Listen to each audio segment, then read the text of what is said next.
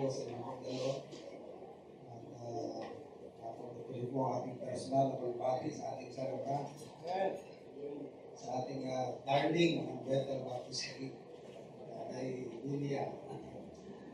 So po ngayon, hindi ako po nagkakamali, 8 dekada na, no? So, pray natin, mapos na 100. Ibigyan niya tayo mga maabot na 100, ibigyan dito dati namin 100,000. Pray natin sa mga Lilia, no? Maabot po na 100. Yan po ang yan ang aming kahilingan, no? Kung di ba, magbabalik ang Panginoon, maabot pa ng 100. Okay na yun. We pray for youth, old age, full age. About mga 100 years. Let's continually pray for the blessing of God. At po'y mauwi sa wala. Kung wala po ang blessing ng Panginoon sa ating mag-alaala sa kanyang katapatan. We celebrate God's faithfulness sa ating church. At ating po na November 5, araw-araw, kita bigyan ko pagpahalamat, for daily victory, binibigay ng Panginoon. At araw-araw na nakapatag sa atin. At as a church, atin pong isa-celebrate yan sa November 5. So, pray mo natin na mag-glorify natin ang Panginoon. Makalakas natin ang bawat isa, encourage na ano maging faithful at maging serving, mapaglingkod sa Panginoon. Especially sa ating conference, ngayon po natin lahat ng mga speakers na bless ng Panginoon at maging learning at challenge lahat ng ating mapapasunan. So, muli po natin buksan ang ating mga Bibles. Ito po sa chapter 12 of 1 Corinthians. 1 Corinthians chapter 12, tayo po ay nasa verse 5. Dito po tayo nagtapos. There are differences of administrations, but the same Lord. Variety of gifts or different gifts. At ginana-practice yan na exercise of different ministries.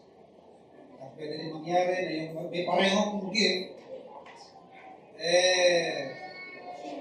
magkaibang ministry, kanilang na-perform, at magkaiba ng emphasis, at iba rin ng effectiveness. So, kaya nga, iba-iba. And God is the author of that differences.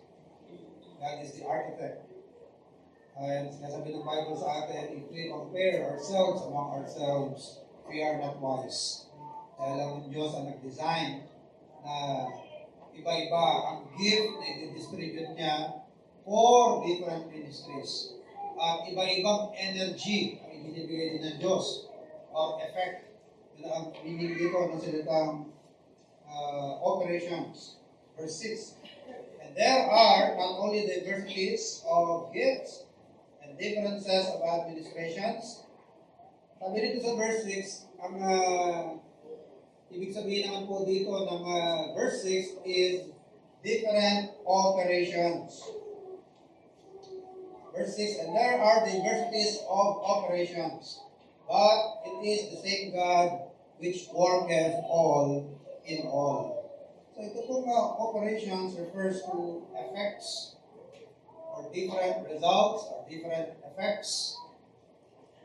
Alam Diyos po ang nagdi-distribute din ng energy.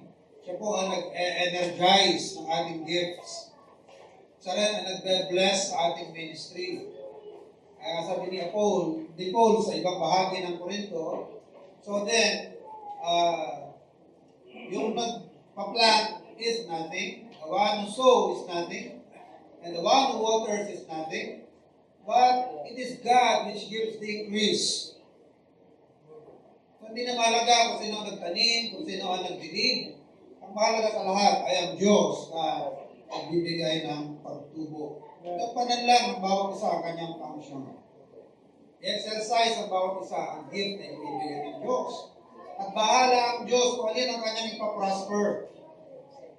So the same God who gave this or gives these different gifts and opens different ministries is the same God who energizes these gifts. So iba-iba rin po ang energy or effects na binibigay ng Diyos sa ating ministry at sa exercise ng ating gift.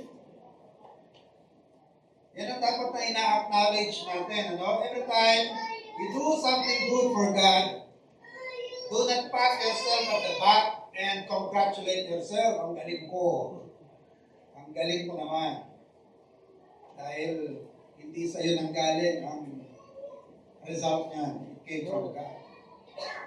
Not only the result, including the energy, the opportunity, the energy, including the motivation, it came from God. Yan ang dinedeklara sa atin ng Philippians 2 verse 13. For it is God which worketh in you both to will and to do. So your doing came from God. Not just the doing, including the willingness, the motivation. Kaya kung tayo man po ay naririto ngayon sa iglesyang ito, do not congratulate yourself. Sabihin mo, well, because I am more pious than others. I am a man of more character than others. I am more mature than others. Hindi yung ganon. The reason you are here is because of God. He is the one who gave you the motivation, the willingness, and the actual doing. Minsan kahit nasa yung willingness, minsan yung katawan mo ayaw sumunod. Diba meron ganyan verse? Sometimes the spirit is willing but the flesh is weak. So God gives everything. He provides for everything. The time, the space, the opportunity, the strength. Diba, pinagmamalaki ang kanilang effort, pinagmamalaki ang kanilang sipag. Pero hindi nila nakikita. Ang unseen, the unseen energy. At nila, resulta yan, bunga yan ang aking pagsusumika. Pero hindi mo nakikita, is the energy. Nakikita ba ang energy? Nakikita ba ang force? Sabi nila, bunga lang yan ang aking sariling sipag.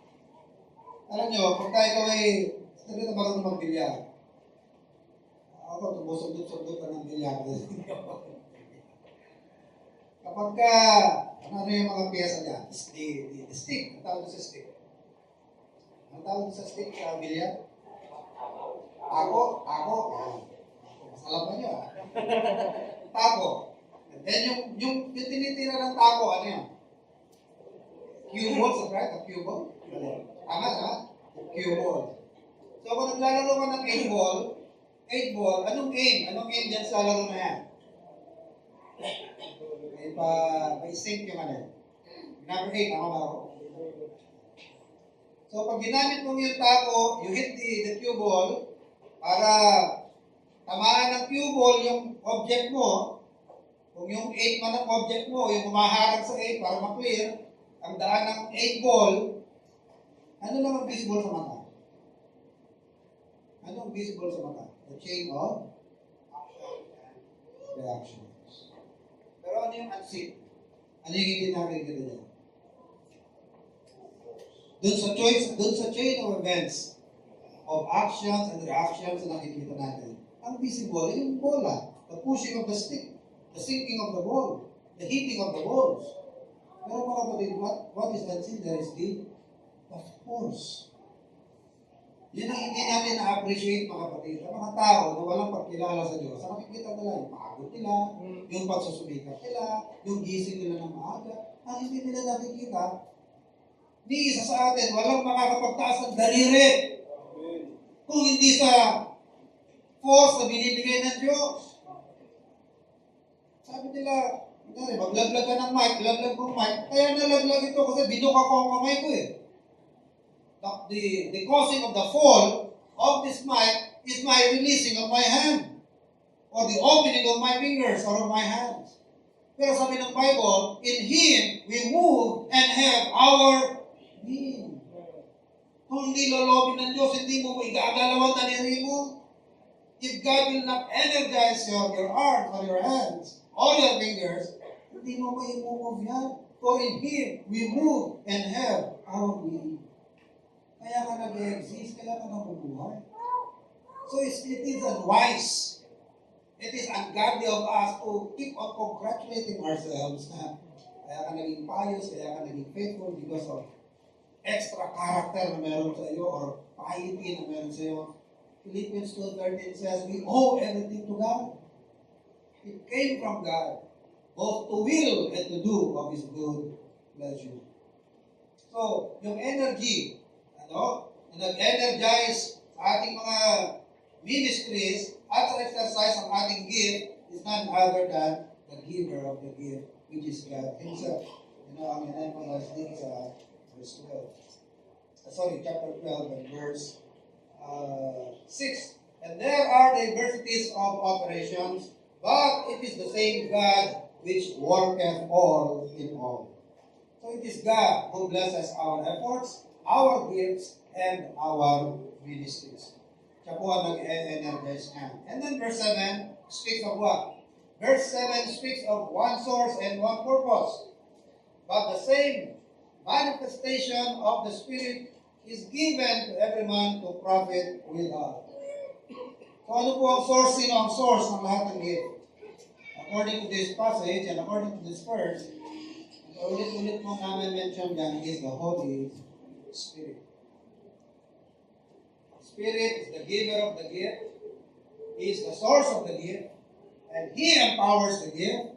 Siya rin po ang nag-empower. And the purpose for the gift, meron pong dual purpose niya. The dual purpose for the gift is for manifesting.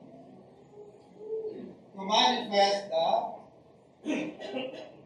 Spirit. So ano pong purpose sa gift na yan? Para ma-display ang Holy Spirit. Para makita na obviously ang kumikilos ang banal na Espiritu. Ang layunin po ng ating pag-exercise ng ating gift ay para maramdaman natin, maging obvious sa lahat na kumikilos ang banal na Espiritu sa ating kalagitnaan. We are being led and controlled by the Spirit. Siya nag-ooperate, siya natataas. Ang kanyang pagkilos ang nahahayag sa ating kalagitnaan. So our goal in the exercise of our gift is to manifest, one purpose for that is to manifest the Holy Spirit. By display of Holy Spirit. That this church is a spiritual church.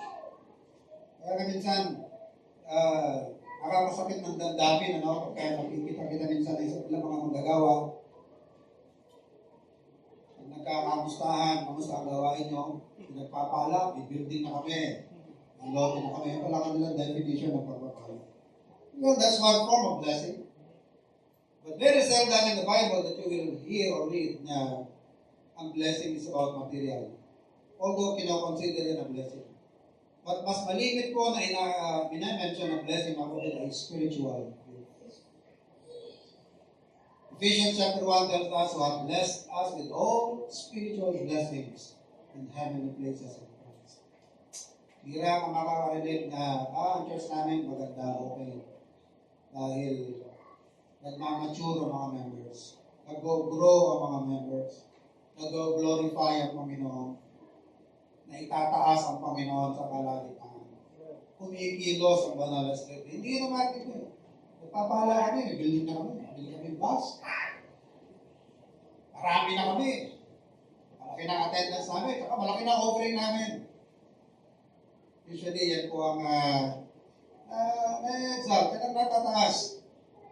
So, dapat mga kapatid, ang banal na Espiritu ang mahayag sa ating kalagitnaan. Manifest the Holy Spirit. May pakita na ang banal na Espiritu hindi napipighati sa ating kalagitnaan. Minsan ang ating suspetsya, mga kapatid, why there are no conversions. Bakit walang naliligtas? Minsan walang addition sa church. Walang naliligtas if the Spirit is grieved.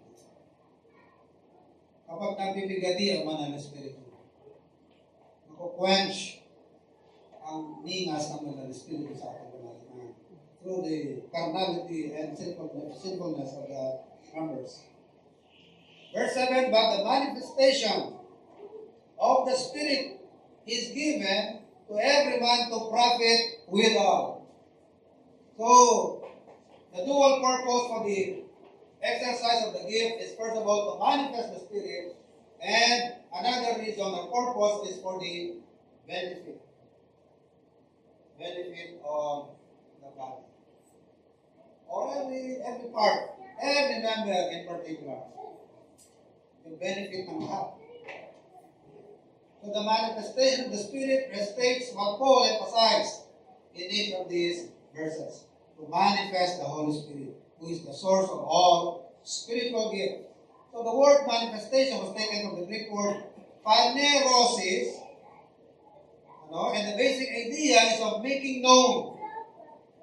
To manifest is phanerosis, and it means to make known, to make clear or evident that the Holy Spirit is in our midst. Siya'y kumikilos, hindi siya napipigati. Nararamdaman ang kapangyarihan ng Banal na Espiritu. Nararamdaman ang spirituality. Ay yung prayer for growth, maganda yan. For prayer for maturity, maganda yan. For the spirituality of the church, magandang prayer yan. Yan naman talagang aim. Mag-mature, mag-grow, maging spiritual. Ang membership, ang katawan ng Panginoon. At mahayag ang Banal na Espiritu sa ating kalagitnaan. Make Him evident. So they make the Holy Spirit known, clear and evident in the church and in the world. Kahit ang mga observers sa labas, makikita na, this is a good church. Maganda ang kanilang samahan. Meron silang unity. Nababanahag ang pagkilos ng Banal na Espiritu sa kanila. Kaya ang Panginoon, nakita nyo, no? He grew in favor not only in the sight of God, He grew not only in stature and in favor of God, but also in the favor of men. And the observer from the outside, makikita nila, nasa inyo ang Panginoon. Tingnan kahit yung Angelica, kasi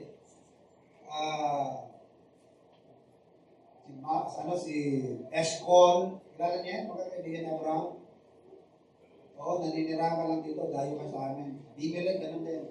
Pero nakikita namin sa iyo ang Diyos.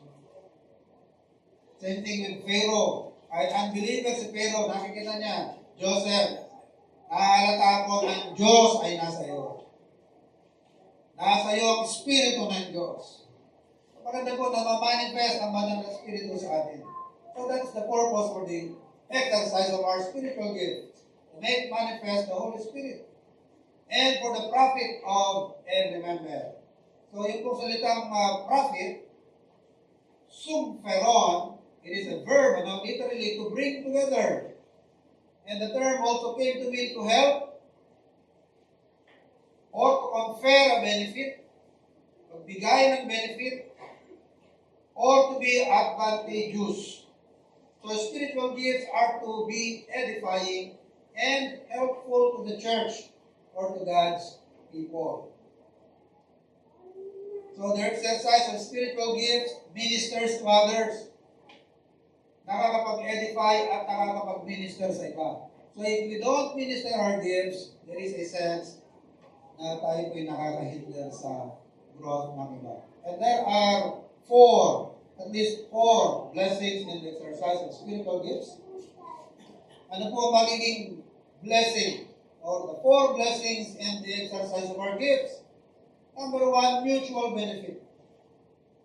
Hindi lamang doon sa nakaka-receive or doon sa recipient ng ministry o recipient ng gift or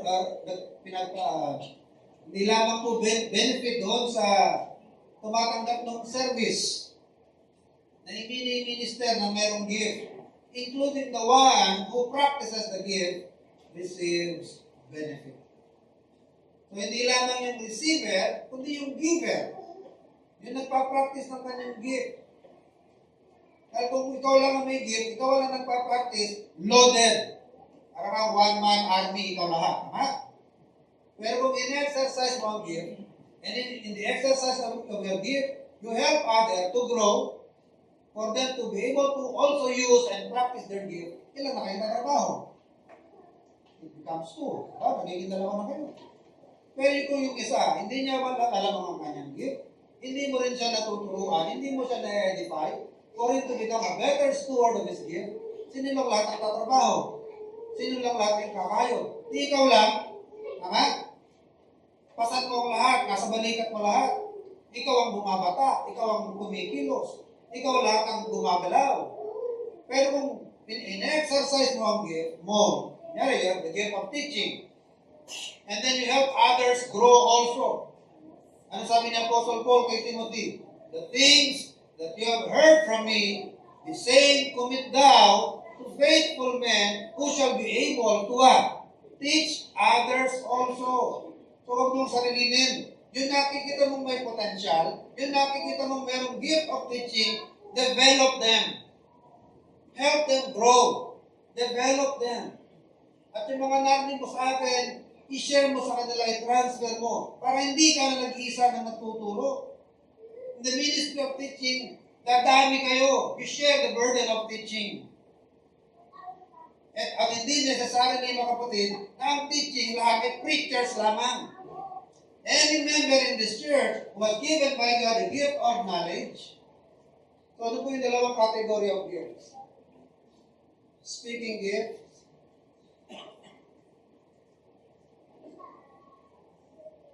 ano po yung mga speaking gifts? Gift of wisdom, gift of knowledge,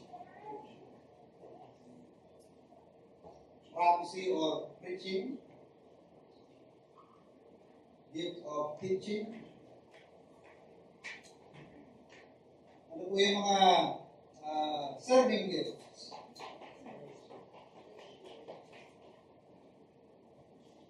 Gift of leadership, gift of helps, also known as the gift of service. Meron bang gift of service? Meron mga kapatid. Ano yung gift of service? Mararamdaman mo yan, yung kapag ka nagsaservice ka, naglilingkod ka, trabaho ka, hindi mabigyan sa'yo. Enjoyment mo. Sa iba na walang gift of service, konting galaw lang nakapagod, wala lang ako, iba naman. Pero sa may gift of service, kahit yata maghapon, sige, gagawin mo ba? Sige. Ano pwede ko magawa? Sige. Yan. May gift of service yan, gift of helps. Ano pa yung mga gift of showing of mercy, gift of faith,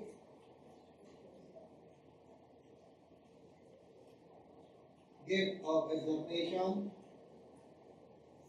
yung mga non-speaking gifts,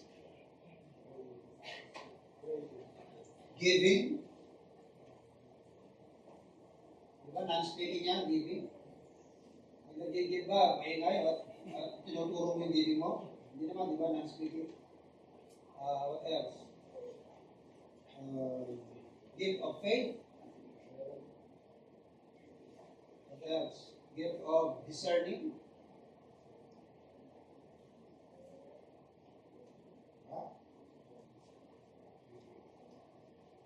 Meron mo yung gift yan, madali ka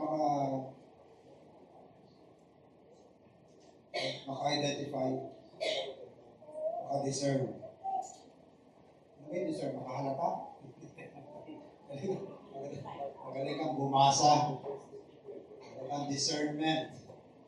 Kailangan yan, mga kapatid. Sa church, kailangan yan. Yung mga, magagaling ka na ng foresight. Magagaling ka na ng mga insight or foresight. Nawawarn. Kakaroon ng warning. Lalo na kapag leader may pagka-choleric type. Ano yung choleric type? Or lion type. Sige. Puro mo lang. Sige. Mukhang pwede. Sige. May may foresight. Hindi lang basta aralin mo natin ang konti. I-analyze natin ang konti. Ay, mga discernment. So, for the benefit of the body. Ano? Mako-confirm mga decisions. Na-edify. Napapolish. Diba? So, lahat na napapractice niya. Sino magbe-benefit? Katawan, body. Not only the one who practices his gift or exercising his gift, but the one who receives, or the recipient of the ministry. Yung mini-minister nagbe-benefit. So there is mutual benefit. Not only mutual benefit, so 4 blessings. And the gift of it is the mutual.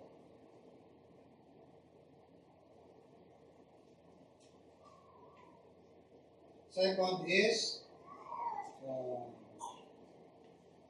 other one is dynamic witness.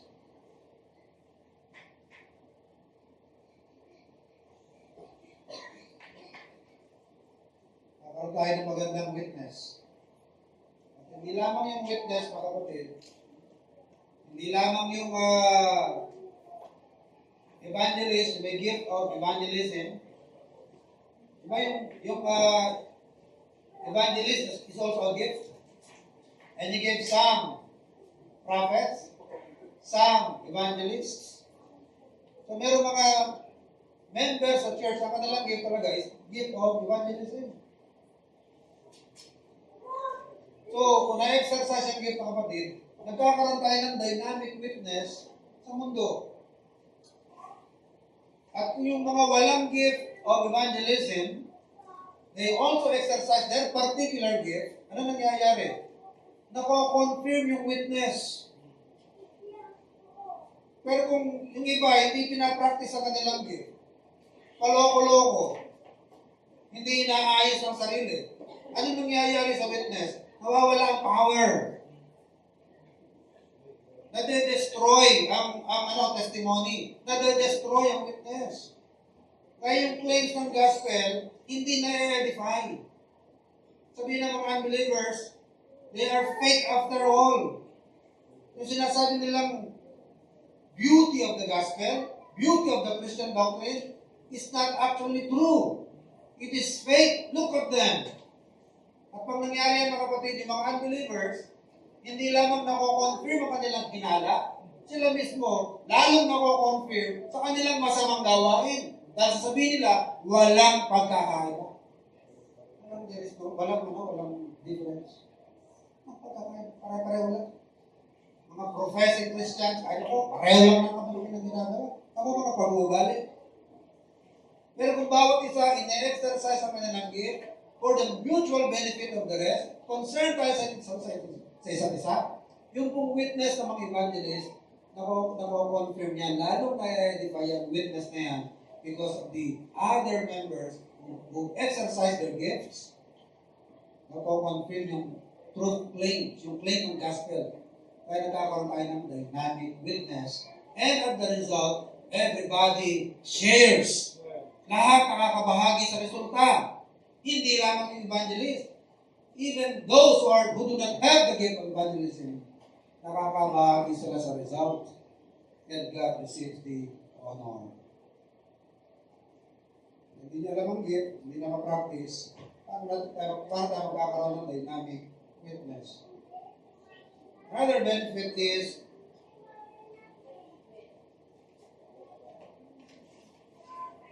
spirit-filled leaders become apparent. Mamanifest ang mga may leadership. And speaking of leadership, mga kapatid, ano bang leadership? And leaders exercise leadership. Ano bang leadership? Yung maging bossy, commander ka, ano ba yan? Ito a simple definition of leadership. Leadership simply means what? Influence. Even that speaking one word, if you can influence others, you are a leader. If you can influence other people, you are a leader. Because leadership simply means influencing others. And spirit-filled leaders, kapag lahat ay in-exercise sa kanilang gift, nagiging ano sila, apparent or madali sila ma-recognize. Madali sila nakikita. And we need leaders. kailangan ang mga leaders. Even in the early church, makikita ninyo yung plurality of elders in the church. To attend to the varied operations of the church. Kaya sabi ni Paul kay Timothy, let the elder be counted worthy of double honor, especially those. Yeah. Dahil nasanay tayo sa isang church na one-man band, one-man army. Mahirap yan, mga kapatid. Nasa kanya lahat ng burden. Nasa kanya lahat ng mas maganda yung meron nag-iisip sa ganito. May nag-iisip sa kanya. May nag-iisip sa ganitong bagay. Diba? Kaya nga kahit sa early church, ano sinabi ng mga apostles? Meron mga pangangailangan sa iglesia that needed attention. But not necessarily our attention. Kung ano kayo na pwede mo talaga dyan. Kanina pinagkatiwala yan sa church. So doon nagsimula ka na pagkakaroon ng mga deacons. At sabi ng mga alagad, that is not a reason for us to leave the ministry of prayer and the ministry of the word. So mga kailangan tayo ng mga kasiwa dito, di at yan, sa ganitong bagay. At hindi dapat ito maging sagabal sa aming pag-ministeryo ng pananalangin at pag-ministeryo ng salita. Not only that, other blessing is joy, unity, love, fellowship is experienced. Kakaroon ng genuine joy, genuine unity, genuine love, and genuine fellowship in the church. Sabay-sabay yan na lumalago. Sabay-sabay na nagbe-benefit. Sabay-sabay na pinapractice sa kanilang mga gift. Ano ba yung mga gift nito, mga kapatid? Dapat maisa-isa natin, malaman natin. Malaman mo rin kung anong gift mo. Nang ma-practice mo, ma-exercise mo, makaambag tayo sa ikatutibay ng kapatid. So itong mga gift, ay mayroong dalawang kategorya. The speaking gifts and the non-speaking gifts. Pero itong speaking gifts,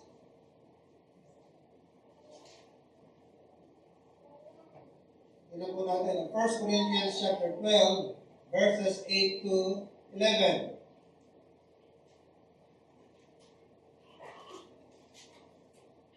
First Corinthians 12, 8 to 11.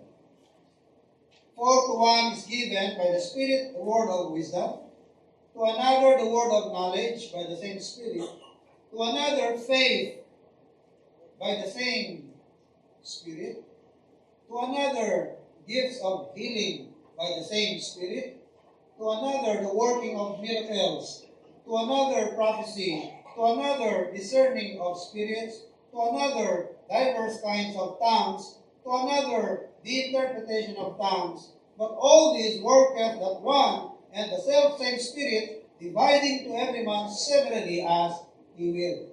So, by a quick reading, mga kapatid, madali niyong mahahalata dito sa ating binasa na meron mga gifts dito na wala na. Kumbaga, they ceased already. Ano kaya dito sa mga gifts na ito? Healing. Ano pa ba na ngayon? Ano ba gift of healing? Ano pa ba mga individuals empowered by God to perform miraculous healing? Although up to now, I still believe in healing. God still heals. Whether miraculously or by means of medicine, God still heals. But I don't believe that anyone being empowered by God to perform miraculous healings. Yun ang hindi totoo. Ang Diyos nagmimilagro pa rin.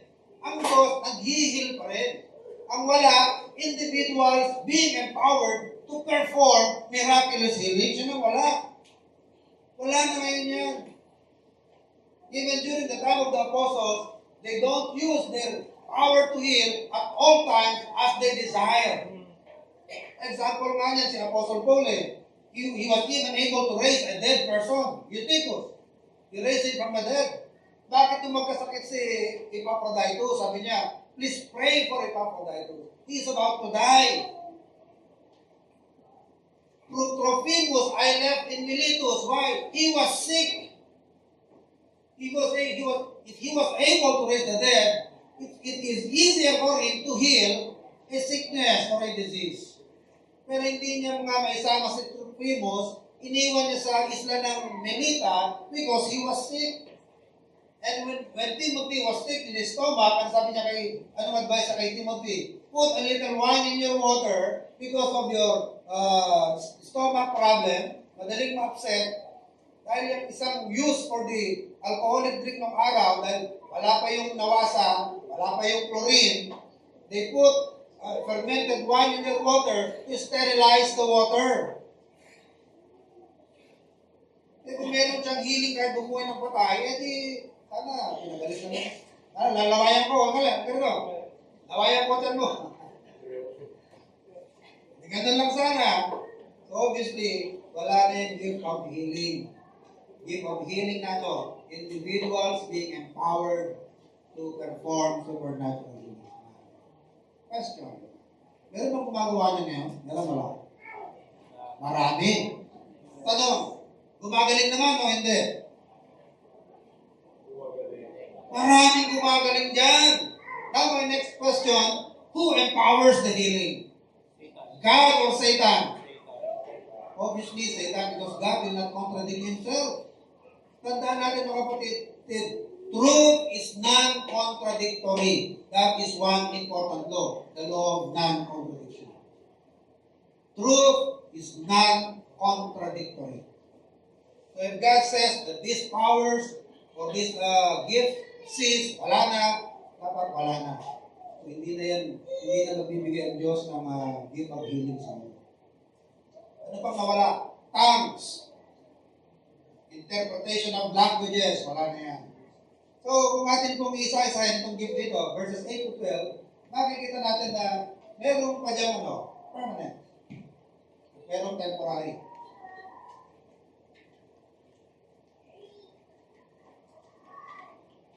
So, yung mga gift na itemized dyan, that we classified into two, the permanent gift and the temporary sign gifts. Palagay nyo, ano dyan yung mga permanent gifts? Up to now, binibigay pa rin ng Diyos. Ano dito yung mga permanent gifts up to now, binibigay pa ng Diyos? Yung nandiyan sa passage na yan. Gift of wisdom, gift of knowledge. What else?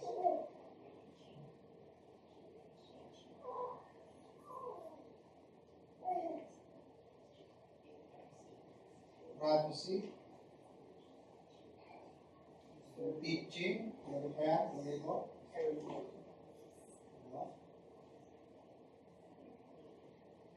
Ano pa? Discernment.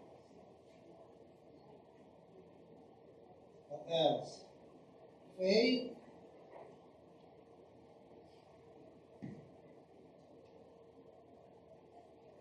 Sa tingin nyo, alin dyan yung temporary sign gift?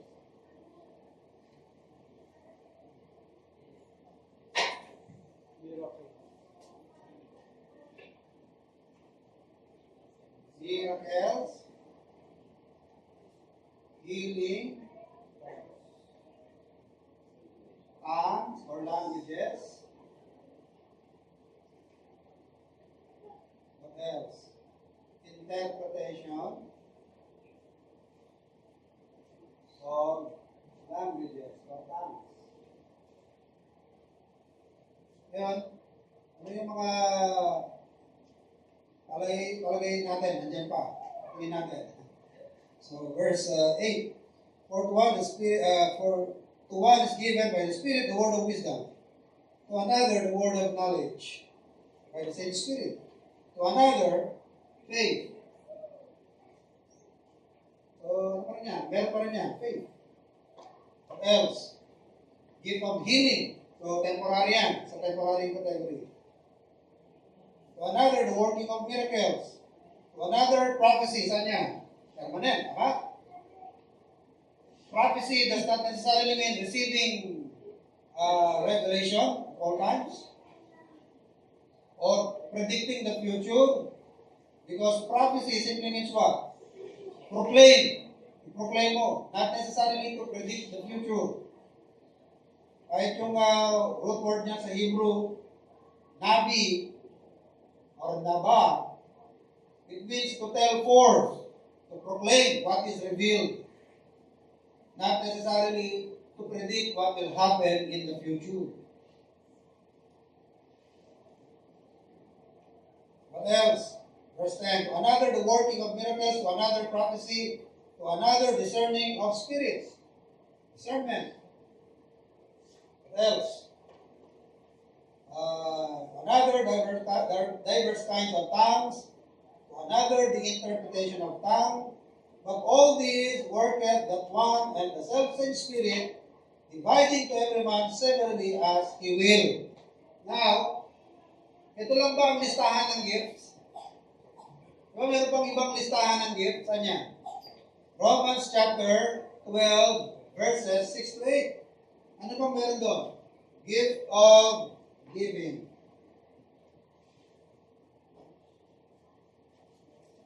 Familiar ba kayo dyan? He that prophesied and he that preacheth, he that hath the gift of prophecy in his prophesying. Or he that giveth, do it with simplicity. Ano pa? Ano pa yung na-mention diyan sa Romans 12? Helps? Please open your Bible, Romans 12, 6 to 8. Exhortation.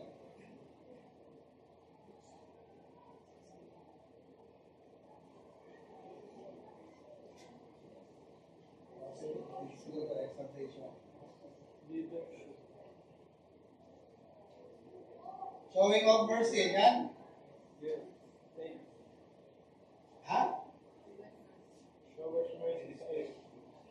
Ministering or helps. Ito yan, helps. Ministering or service. Pero pa ba wala na? He that teacheth in his teaching. Ha? Leadership. Andiyan yung leadership. Ano yung pinanansyan? Ha? Yeah, rule. Ruling. Gift of ruling or leadership. So ano napansin niya mga kapatid? Kahit yung permanent gifts, may dalawang category. Or dalawang classification yung permanent gifts. So definitely, ito wala na. By this very simple reason, sabi natin, these are what? Temporary. They are temporary in nature. And they serve already their purpose. Ano bang purpose ito? Temporary sign gifts are meant to what? Authenticate. To authenticate the message and the messenger. Para ma-prove na yung mensahe galing sa Diyos at yung nagdadala, ipadala ng Diyos, authenticate mo yan. And how do you authenticate that? Authenticate that with signs. At yan, na-adapt ng mga Hudyo sa sinabi ng Panginoon sa Old Testament, sa Book of Deuteronomy. You will sabi ng Panginoon sa Book of Deuteronomy, you will recognize a genuine prophet from a false one. First, yung calling, kailangan ma-establish nila ang kanilang call. That is why, up to the New Testament, pag pinu-question si Apostle Paul, saan bumabalik si Apostle Paul? He returns to his experience doon sa Damascus. Yan yung encounter niya with God when God saved him and called him to the ministry to be the vessel to the Gentiles, a chosen vessel to the Gentiles. So he must prove his call. Not only that, he must prove his being a prophet by means of sign. Ano yung sign? Miracle. Kaya nga si Moses, before Pharaoh, para ma-prove na si Moses ay padala ng Diyos, ano ginawa ni Moses? Ano ginawa ni Moses? Yung tungkod. Diba? Ihagis na ngayon tungkod, that's the sign. What happened to the staff? It became a snake. Dinuplicate ng mga counterfeit, mga magicians, nag-create din sila ng snakes out of their staffs. No? Pero ang ginawa ng tungkod ni Moses, kinain lahat yun. So that's a sign. Kaya to the New Testament, sabi ng mga Jew, ng Bible, the Jew require after a sign. The Jew require a sign. And the Greek seek after wisdom. Pero mga Jew, nila sign. And not only the sign following, but the fulfillment of the word. So your call, the sign, and the fulfillment of the word. Kapag yung sinabi mo hindi natutupad, you're a fake prophet. Hindi ka totoo. Ngayon, pagdating ng New Testament, na-convince si Nicodemus. John chapter 3, one night Nicodemus came to the Lord, sabi niya, Rabbi, we know that you are a teacher coming from God. Bakit? Nobody can do what you do or what you did if He is not from God. So paano na-convince si Nicodemus ang Panginoon galing sa langit? Because of the signs. The Lord performed miracles. Sabi ng 1 Corinthians 13, these things will cease. The times will cease. Maraming magsisis. Bakit? When they serve their purpose. Dahil nung nakompleto na ang canon ng Scripture, the Scripture itself becomes the evidence. When the Bible was completed, the Bible itself becomes its authentication. So, ang nag-authenticate sa mensahe ay ang Biblia mismo. Ang nag-verify niyan, ng Bible mismo is its own verification. But during the time that the Bible was not yet complete, para ma-authenticate yung message at ang messenger, you have to perform miracles. Pero, nawala ko ito lahat mga kapatid since the completion of the Bible in AD 96. So this temporary sign gifts should not be practiced. Dapat wala na nagtatangs. Ang mga Pentecostal dapat hindi na nagtatangs. At yung tongues nila, malayong-malayo sa Bible tongues. Ang tongues ng Bible, established language. The ability to speak in foreign languages. Pero yung present tongues, this modern day, walang established language. They simply utter gibberish words. Kung ano nung mga sound lang na iniimbento.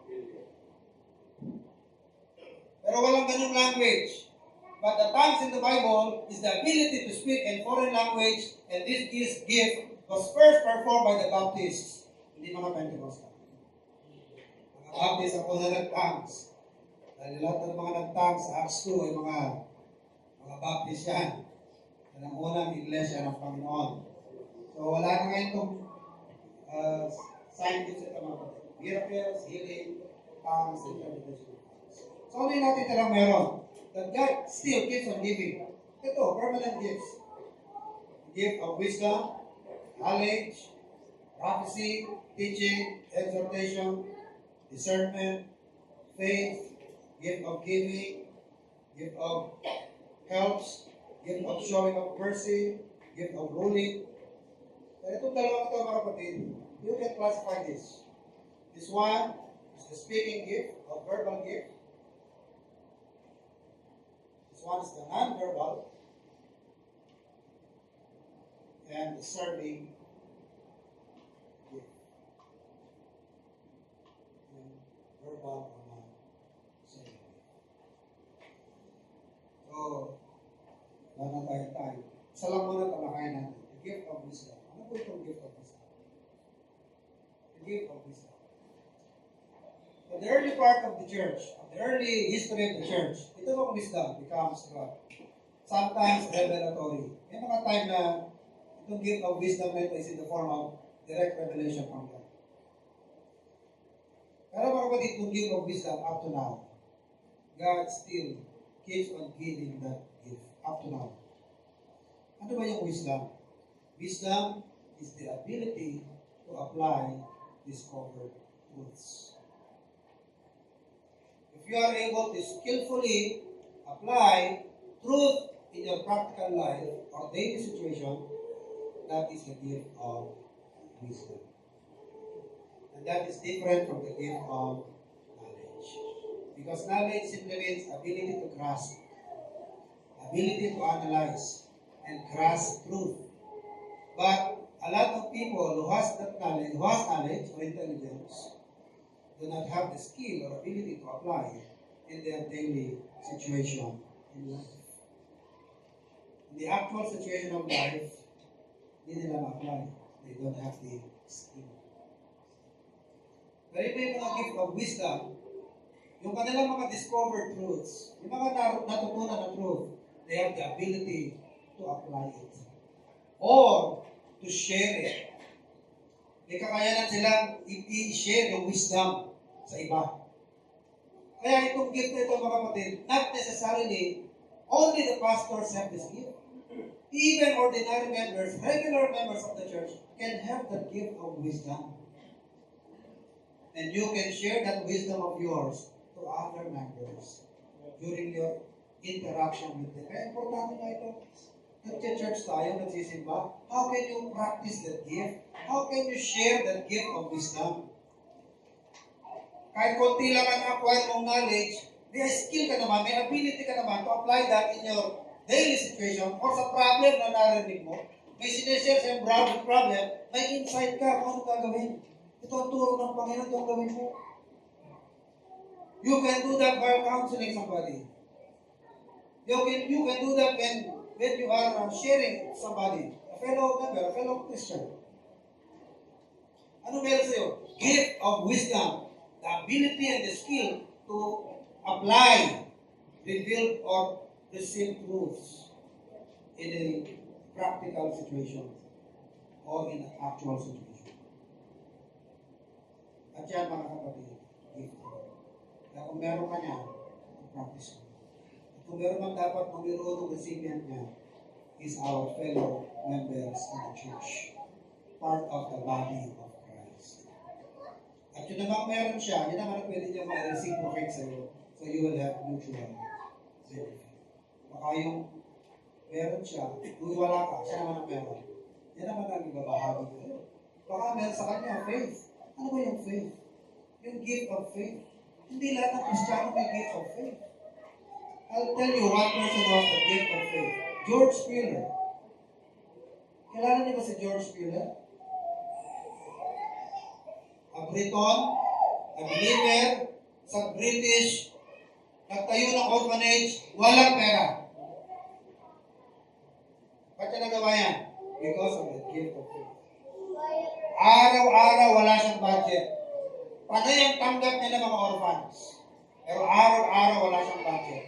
Sa nanggagaling ang kanyang provision. Every day, every night, he prays, he depends on God.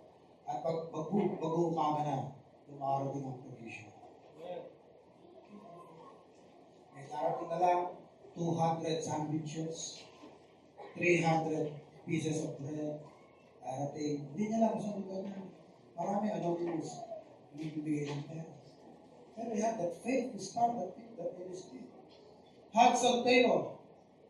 Sabi niya, I know I can have converts for Christ without any support from anybody. He went to China. Hanggang ngayon yung ministry niya, nag-exist pa rin. Marami siya na-convert. Ang ministry niya, buhay pa rin. Pagala siyang mabay. Pero paniniwala niya, nakakaroon ako ng convert sa Panginoon. Hindi ako marunong ng lengguwahe. Without even a penny sa kanyang bulsa. At inaasa ang support kung kanino man. He went to China. At nagsimula ng gawain. Nag-aaral sa pangalan ng Panginoon. Ang ministry niya, buhay pa ang Panginoon. Ano yan? Give of faith. Kayo, anong meron kayo? Share niyo sa iba. Nakakahawa yan. Yung faith, contagious yan. Pag isa nanlulumo na, ikaw na meron yung faith, may session mo yung courage mo, yung faith mo sa Panginoon. Hindi yung nagbe-benefit yung mahina. Amen? Yes. Nakakapagpala ka sa each one of us exercises or shares his or her spiritual gift. So, alamin niyo kung anong gift. Kung meron kang gift of wisdom, or gift of knowledge, ability to grasp, tulungan mo yung mahina. Tulungan mo yung parang hirap umintindi. Kasi ikaw may gift of knowledge. Magaling yung analytical prowess mo. You are by nature or gifted by God to be an analytical person. Madali ka makaintindi ng katapangan. Exercise mo. You don't necessarily have a class before you. On a one-on-one basis, pwede mo ma-practice mo. For the benefit of the church. Sabi ito kayo, okay. Amen.